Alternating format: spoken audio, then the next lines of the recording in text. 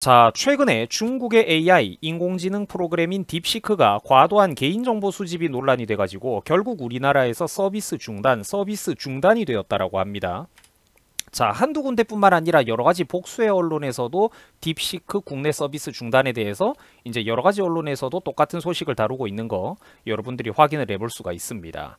자, 잠깐 여러분들 이 바닥에 대해서 또 제가 설명을 드리자면은 챗 GPT, 구글 제미니 같은 이런 거 미국에서 만들어 가지고 미국 회사들이 운영하는 프로그램들이 원래 이쪽 업계에서 대단히 유명합니다. 그죠?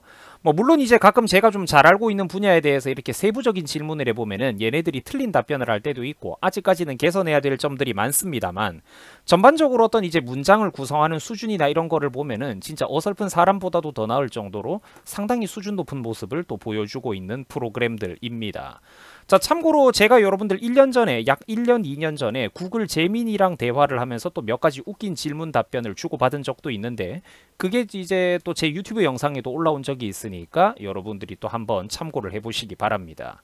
자, 그래가지고 다시 본론입니다. 최근에 그래서 저런 예시들이 있는데 미국의 것과 비슷하게 중국에서도 그러니까 딥시크라는 이런 비슷한 인공지능 채팅 프로그램을 만들었단 말이죠. 그런데 역시나 여러분들 중국산인 것답게 문제가 터졌다라는 겁니다. 폭탄 빼고는 원래 다 터지는 나라 아닙니까? 그죠? 그래가지고 개인정보를 다 털어간다라는 이런 것들이 지금 문제가 되고 있다라는 거예요. 폭탄 빼고는 다 터지는 나라 아닙니까? 자, 참고로 여러분들 불과 얼마 전까지만 하더라도 중국의 딥시크는 성능이 엄청 좋다라면서 그러니까 우리나라 한국의 온라인 커뮤니티에서도 그 여론이 한바탕 난리가 난 적이 있었습니다. 뭐 미국의 회사들보다 그러니까 훨씬 더 저렴한 개발 비용을 가지고 거의 근접하거나 그것을 더 뛰어넘는 성능을 가졌다라는 식으로 온갖 호들갑을 떨어댄 적이 우리나라에서도 불과 며칠 전까지 있었어요. 심지어 그러니까 젊은 나이에 중국 회사 직원들까지 그 신상 명세가 소개가 되면서 국내 언론과 온라인 커뮤니티에서 한바탕 난리를 떨어대던 게 불과 일주일 전, 며칠 전까지 우리 대한민국의 모습입니다. 자, 그렇기 때문에 여러분들 여기서 또 우리가 짚고 넘어가야 될 게 뭐냐면은 얼음사이다 채널의 우리 구독자 여러분들께서도 온라인 커뮤니티에서 당연히 다른 사람들의 의견과 여론을 참고는 하시되 거기에 그러니까 내 생각과 판단을 남들에게 완전히 위탁해버리지 말라는 거예요. 항상 그거를 조심을 해야 됩니다. 지금 내 곁에서 댓글을 주고받고 여론을 형성하는 저 인간들이 정상적인 대한민국 국적을 가진 한국 사람들이 아닐 수가 있다라는 거예요. 항상 호들갑 떠는 거 조심하셔야 됩니다. 자, 그래가지고 다시 본론입니다. 딥시크는 사람의 질문이나 주문에 대해서 답변 성능이 뛰어난 고급 모델로 갈수록 그러니까 어때요? 유료 서비스를 굴리고 있었던 미국의 경쟁 회사들하고는 다르게 미국 회사들은 그러니까 유료 서비스가 많았는데 중국의 딥시크 같은 경우에는 자기들의 프로그램을 폭넓게 무료로 이용할 수 있도록 했습니다. 그렇기 때문에 초반에 이 딥시크 R1 같은 경우에는 사람들에게 굉장히 선풍적인 인기를 끌었습니다. 하지만 어떻게 됐죠? 옛날부터 그러니까 어른들이 누누이 말씀하시던 만고불변의 진리가 있죠. 뭡니까? 세상에는 공짜가 없다라는 거예요. 중국산 프로그램을 아무 의심 없이 함부로 이용하다가는 뼈저리고 가장 값비싼 대가를 치르게 된다는 겁니다. 과도한 개인정보 수집이 지금 특히 큰 논란이 되고 있는데 이 방법과 구체적인 내용물을 보면은 여러분들이 진짜 좀 소름이 끼칠 정도입니다. 자, 여러분들 예를 들어가지고 우리가 대한민국이라는 단어를 검색한다라고 해봅시다. 나라에 대해서 검색을 한다고 쳐요. 자, 그런데 여러분들 우리가 손글씨를 쓰고 친구들에게 편지를 쓰면은 사람마다 그 필적이 다르죠. 마찬가지로 컴퓨터 키보드를 쓸 때도 스마트폰을 쓸 때도 특정 단어를 우리가 기계로 입력을 해보면은 사람마다 그 미묘한 어떤 입력 속도와 패턴의 차이, 습관의 차이가 있다라는 겁니다. 사람은 이걸 알기 어려워도 컴퓨터는 충분히 이거를 컴퓨터 프로그램은 간파할 수가 있다라는 거예요. 그 특징과 패턴의 차이, 습성을. 자, 그러니까 이 딥시크가 뭐가 문제냐? 이런 정보들까지 하나하나 세밀하게 키보드 타이핑하는 것까지 하나하나하게 세밀하게 수집하고 분석을 해가지고 지금 그 스마트폰에 딥시크를 깔아놓은 당신이 어떤 사람인지 누구인지 정확히 뭐하는 사람인지 굉장히 높은 확률로 그 사람의 신상 정보를 특정할 수 있게 된다라는 겁니다. 그러니까 뉴스에 출연을 했던 이 김승주 고려대 교수도 말하기를 딥시크 자체가 다른 생성형 AI 프로그램들보다도 개인정보를 과도하게 수집하는 측면을 발견할 수가 있었다. 특히 대표적인 게 키보드 입력 패턴 정보 같은 것이다 라고 정확하게 아까 말씀드렸던 부분과 똑같은 내용을 언급을 했습니다. 키보드 입력 패턴 같은 거, 스마트폰 입력 패턴 같은 거를 이게 본다라는 거예요. 수집을 한다란 말이야. 그리고 심각한 문제가 뭐냐면은 딥시크의 이용자 정보는 중국 내 서버에 저장이 된다라는 겁니다. 그러면은 시청자분들 중에서는 그래도 중국도 좀 큰 나라인데 데이터 보안법 같은 게 그 나라에도 있을 것 아니냐라고 하실 수가 있습니다. 그런데 문제는 그 데이터 보안법이 개판이라고. 개인정보보호법 같은 게 그러니까 중국에서는 중국식으로 돌아가기 마련이고, 이게 그러니까 우덜식 개판으로 돌아간다라는 거예요. 이게 무슨 말이냐면은 이용자 정보 없이 개인정보 수집이 가능합니다. 그리고 중국 정부가 원하면은 언제든지 사용자 정보를 다 들여다볼 수가 있다라는 거예요. 자, 한 번 더. 중국 정부가 원하면은 언제든지 사용자 정보를 들여다볼 수가 있다고. 이용자 동의 없이 개인정보 수집이 가능하단 말이야. 그래가지고 최근에 우리나라뿐만 아니라 호주, 일본, 대만 등등 전 세계적으로 지금 정부 소유 기기에서는 중국의 딥시크를 절대로 사용하지 말라고 금지를 내리고 있는 상황입니다. 상황이 심각하죠. 참고로 여러분들 이탈리아에서도 어떤 일이 있었냐면은 이탈리아에서도 당연히 앱마켓에서 딥시크 다운로드 자체를 아예 못하도록 전면 차단을 했습니다. 자, 참고로 여러분들 그러면은 세계 최강대국 미국은 어떨까요? 당연하죠. 미국에서도 당연히 여기는 아예 의회 차원에서 중국의 생성형 인공지능 딥시크 사용 금지 법안을 발빠르게 추진하고 있다라는 겁니다. 과거 틱톡의 사례와 마찬가지로 적대국이 우리의 정보를 입수하는 것을 막겠다라는 취지라는 것이죠. 자, 그런데 그러면은 대한민국의 민주당은 과연 이럴 때 제대로 한국 국민들의 이익을 지키기 위해서 이런 사건에 대해서 중국을 제대로 민주당이 비판을 하느냐? 민주당이 장악하고 있는 대한민국 국회는 한국 자국민들의 권익을 편을 들어주냐라는 겁니다. 안 그러죠. 쟤네들은 중국 편을 든다니까, 결정적인 순간에 모른 척을 한다고. 그렇기 때문에 여러분들 지금 대한민국 국민들도 정말로 정신을 차려야 된다라는 겁니다. 어때요? 전부 다 정치의 연장선에 다 이어져 있죠. 이런 것들이. 지금 대한민국은 정말로 온 나라가 중국 차이나머니에 다 넘어가가지고 국가가 통째로 전복되기 일보 직전이라는 겁니다. 사용자의 생년월일도 수집을 합니다. 이름도 수집을 합니다. 이메일 주소, 전화번호, 비밀번호 다 털어갑니다. 그뿐인 줄 아십니까? 텍스트 및 오디오, 입력 데이터, 업로드하는 파일이 뭔지, 이 사람이 평소 누구랑 어떤 채팅을 주고받는지 채팅 기록도 수집을 해가고, 사용자가 사용한 컴퓨터 등 장치 모델, 연결 장치, 연결 기기, 운영 체제도 뭐를 쓰고 있는지 정말로 모든 거를 다 털어간다라고 합니다. 어설프게 설마 에이 아무 일 없겠지, 나는 일반인인데 별일 없겠지 이러고 있는 동안에 중국 해커들이 다 털어가고 있다고요. 대한민국의 빅데이터를. 사용자의 채팅 기록, API 인증 키, 시스템 로그 기록 등등 100만 건 이상이 이미 털렸다라고 하죠. 중국에 여러분들 진짜로 이 나라 온 나라가 다 넘어가고 있다라니까요. 한국에 120만 명이 넘는 사람들이 쓰는 딥시크, 중국의 개인정보 다 넘겼다. 언론사 어떤 그런 또 사설 기사입니다.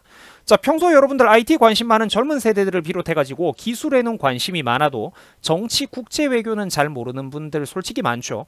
인문, 사회 쪽으로는 순진하고 잘 모르는 국민들이 고학력자들 중에서도 여전히 엄청나게 대한민국에 많다라는 거예요. 그런데 문제가 뭡니까?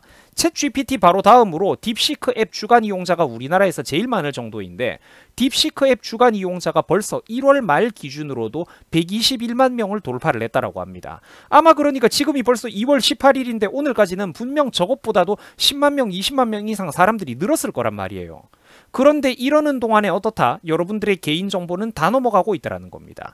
한국 사람들이 어떤 생각을 갖고 있는지, 어떤 사상을 가지고 있는지, 누구랑 어떤 의견과 표현, 채팅을 주고받고 다니는지, 여러분들이 누구랑 어떤 사진, 어떤 대화를 주고받고 자료를 업로드하고 다운로드하는지, 그런 개인정보들이 중국에 고스란히 민감한 그 정보들이 다 털리고 넘어가고 있다는 겁니다. 온 나라가 넘어가고 있다는 거예요. 자, 구독자 여러분, 세계 최강대국 미국에서도 중국 간첩 문제가 지속적으로 터져나오고 있습니다. 자, 그런데 여러분들 참 이상하죠. 중국이랑 가장 가까운 바로 옆 우리나라에서는 이상할 정도로 중국 간첩 문제가 절대로 안 터집니다. 뉴스에도 안 나오고 언론에도 절대로 이런 것들이 우리나라에서는 안 나오죠. 그런데 여러분들 상식적으로 과연 그게 말이 된다라고 생각을 하십니까?